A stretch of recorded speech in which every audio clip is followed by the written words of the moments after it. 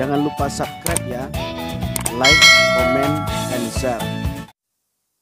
Assalamualaikum warahmatullahi wabarakatuh. Jumpa lagi bersama saya di dalam channel ini. Kali ini kita akan mengulas tentang paradigma Al-Quran. Bagaimana kita menjadikan Al-Quran itu sebagai sebuah paradigma. Tentu saja gagasan ini diinisiasi dari pemikiran Prof. Kunto Wijoyo di dalam dua karya beliau, yaitu Islam sebagai Ilmu dan Paradigma Islam. Mengapa saya sering mengutip pendapat Prof. Kunto Wijoyo? Karena gagasan beliau ini berkaitan erat dengan gerakan Islamisasi ilmu, sementara beliau mengambil kebalikan dari itu, yaitu ilmuisasi Islam. Meskipun beliau seorang akademisi dari ilmu sosial, namun sesungguhnya gagasan ilmuisasi Islam memiliki banyak kesamaan dengan gagasan Islamisasi ilmu atau terakhir dari gerakan ini, yaitu integrasi ilmu. Terutama dengan pemikiran Prof. Muhammad Amin Abdullah dari UIN Sunan Kalijaga dan juga Prof. Mulyadi Kartanegara dari UIN Syarif Hidayatullah Jakarta. Saya melihat ada kesamaan pandang dari ketiga tokoh ini meskipun beliau berada di kampus yang berbeda. Pertama, persamaannya itu terletak dari gagasan bahwa Islamisasi ilmu, ilmuisasi Islam atau integrasi ilmu itu meletakkan tauhid sebagai dasar atau basis untuk melakukan integrasi ilmu, ilmuisasi Islam, dan islamisasi ilmu. Meskipun memiliki basis yang sama, yaitu tauhid, tetapi masing-masing tokoh memiliki perbedaan untuk mengimplementasi gagasan tersebut. Kalau Prof. Kunto Wijoyo menggunakan pendekatan ilmu sosial, oleh karena itu beliau memahami Al-Quran dengan pendekatan yang ada di dalam ilmu sosial. Seperti objektifikasi, itu adalah pandangan dari ilmu sosial. Kemudian Prof. Amin Abdullah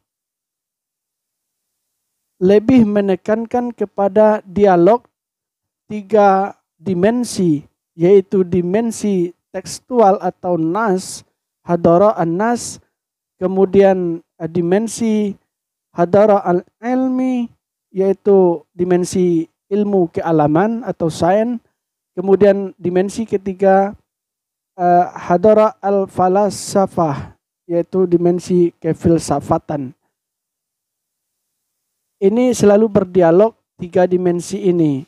Kemudian muncullah di dalam jaring laba-laba beliau penjabaran bagaimana berdialognya tiga hadara ini dengan basisnya adalah tauhid. Kemudian pemikiran Prof. Mulyadi Kartanegara sebetulnya juga berangkat dari tauhid. Beliau lebih kepada pemikiran sufi. Jadi di dalam sufi itu ada yang namanya aliran tasawuf falsafi. Ini menjadi basis bagi Prof. Mulyadi Kartanegara untuk menjelaskan keberadaan objek ilmu, sumber ilmu, dan kesamaan dalam metodologi untuk mencapai atau mengungkap ilmu pengetahuan. Kemudian yang perlu juga kita perhatikan ada kesamaan,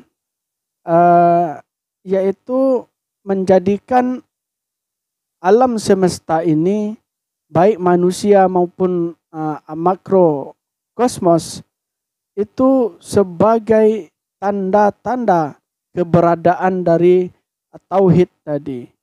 Jadi sebetulnya baik itu ilmu kealaman maupun ilmu sosial serta ilmu keagamaan itu sama-sama menggali sumber kebenaran dari Allah melalui tanda-tanda tadi, baik tanda alam maupun tanda-tanda yang dibawa di dalam nas Al-Quran. Jadi ada kemiripan sebetulnya, namun hanya berbeda pada operasional konsep saja. Itulah mengapa saya mengatakan ketiga tokoh ini memiliki pandangan yang sama, namun berbeda di dalam implementasi gagasan masing-masing. Baik, hari ini khusus kita membicarakan bagaimana membangun paradigma Islam atau paradigma Al-Quran di sebutan lain. Ini dasar dari ilmuisasi Islam menurut Prof. Kunto Wijoyo. Konstruksi sosial itu dibangun oleh pemikiran tertentu. Dengan menggunakan pendekatan tertentu, maka akan melahirkan pengetahuan yang juga berbeda dari yang lainnya. Oleh karena itu, membangun paradigma Al-Quran artinya membangun ilmu pengetahuan berdasarkan apa yang dipahami oleh Al-Quran. Jadi kita memahami realitas sebagaimana Al-Quran memahami realitas tersebut. Dalam hal ini memang nampak tekstual sekali apa yang dikampanyekan oleh Prof. Kunto Wijoyo. Namun pengertian Prof. Kunto Wijoyo tidak sampai sebatas itu. Jadi menurut Prof. Kunto Wijoyo, paradigma Al-Quran itu berarti bahwa kita memahami realitas sosial sebagaimana Al-Quran memahaminya. Ini tahap pertama dalam membangun paradigma Islam atau ilmuisasi Islam. Pengetahuan tekstual yang seperti ini menurut Prof. Kunto Wijoyo sangat penting bagi seorang akademisi Muslim. Kemudian dengan pengetahuan dan hikmah yang didapat dari pemahaman terhadap tekstual tersebut, maka akan memunculkan perilaku sosial dan moralitas yang sejalan dengan Al-Quran. Konstruksi pengetahuan dari tekstual tersebut dapat memungkinkan kita untuk merumuskan desain besar sistem Islam, termasuk di dalamnya itu sistem ilmu pengetahuan. Jadi paradigma Al-Quran tidak hanya memberikan gambaran aksiologis, tetapi juga memberikan gambaran epistemologis di dalam ilmu keislaman. Untuk dapat memahami Al-Quran, wahyu tekstual normatif sebagai sumber ilmu pengetahuan, maka Prof. Kunto Wijoyo mengusulkan pendekatan sintetik analitik. Menurut Prof. Kunto Wijoyo, pendekatan ini akan membagi Al-Quran itu kepada dua kelompok besar. Pada bagian yang pertama, Al-Quran berisikan konsep-konsep, baik konsepnya abstrak maupun konsep yang konkret, yang akan memberikan pemahaman kepada kita tentang doktrin Islam, bahkan lebih jauh daripada itu akan menjadi worldview kita bagi seorang akademisi Muslim. Lalu untuk memahami doktrin tadi secara komprehensif, tidak bisa kita lepaskan dari bagian yang kedua yang berisi kisah-kisah dan juga amsal. Maka bagian yang pertama berisi konsep-konsep tidak dapat dipisahkan dengan bagian yang kedua berisi dengan fakta-fakta sejarah, kisah-kisah sejarah, dan amsal. Maka pemahaman Al-Quran terhadap kedua bagian ini yang saling kait-mengait dinamakan dengan pemahaman yang sintetik, yaitu mensintesiskan antara konsep-konsep dengan sejarah dan amsal. Lalu untuk memahami secara utuh, maka kita memerlukan yang namanya analitik. Analitik ini adalah memahami apa yang sudah kita dapatkan dari pemahaman sintetik tadi, lalu dibantu dengan ilmu-ilmu yang berkaitan seperti ilmu-ilmu sosial untuk memahami realitas kekiniannya. Maka pemahaman terhadap Al-Quran sebagai sumber ilmu pengetahuan akan lebih lengkap apabila memadukan pendekatan sintetik analitik. Pemahaman sintetik lebih kepada tekstual dan konteks teks tersebut lahir. Kemudian pemahaman analitik adalah pemahaman kekinian, konteks yang aktual pada saat ini. Jika hanya menggunakan pendekatan sintetik, maka sikap subjektivitas akademisi Muslim tidak dapat terpisahkan dari kegiatan atau aktivitas ilmiahnya. Oleh karena itu, diperlukan juga pendekatan analitik. Jadi, Prof. Kunto Wijoyo menyatukan pendekatan sintetik dengan analitik. Pendekatan ini pertama-tama menjadikan Al-Quran itu sebagai sumber data. Layaknya sumber data yang kita analisis akan melahirkan konstruk-konstruk yang dari konstruk tersebut nanti akan disusun teori-teori. Dalam tahap ini dinamakan kita membangun teori dari Al-Quran. Maka dari teori-teori ini nanti akan dapat dilakukan pengembangan secara penelitian empiris, dan dari sanalah nanti akan muncul paradigma Al-Quran.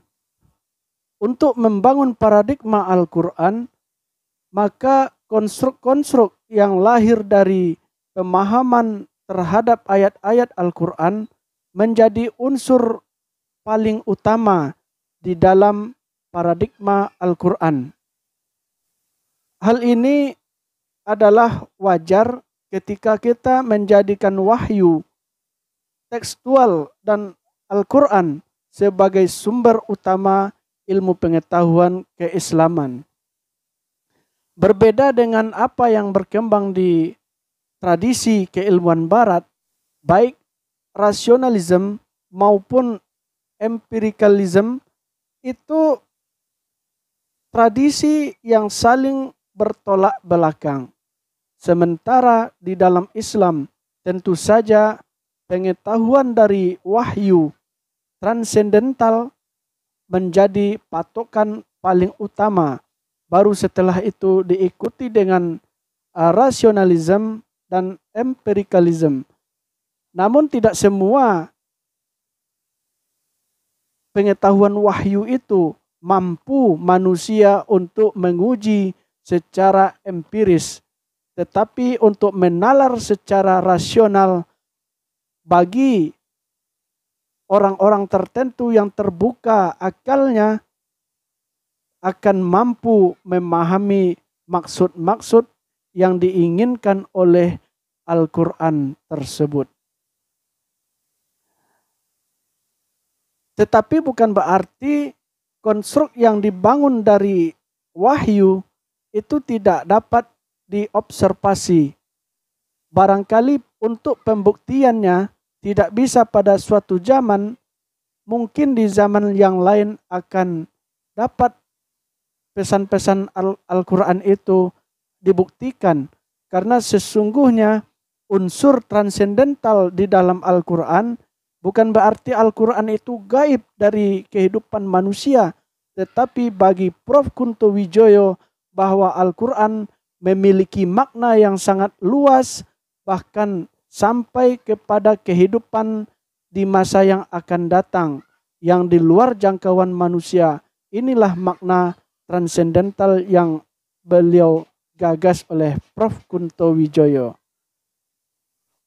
Maka bagi kita akademisi Muslim, terutama akademisi Fakultas Dakwah dan Komunikasi PTKI Indonesia sudah selayaknya untuk membawa hal-hal kefilsafatan ini di dalam diskursus keilmuan dakwah.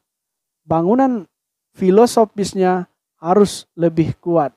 Dengan demikian, tujuan kita untuk membangun dakwah studies akan lebih kuat.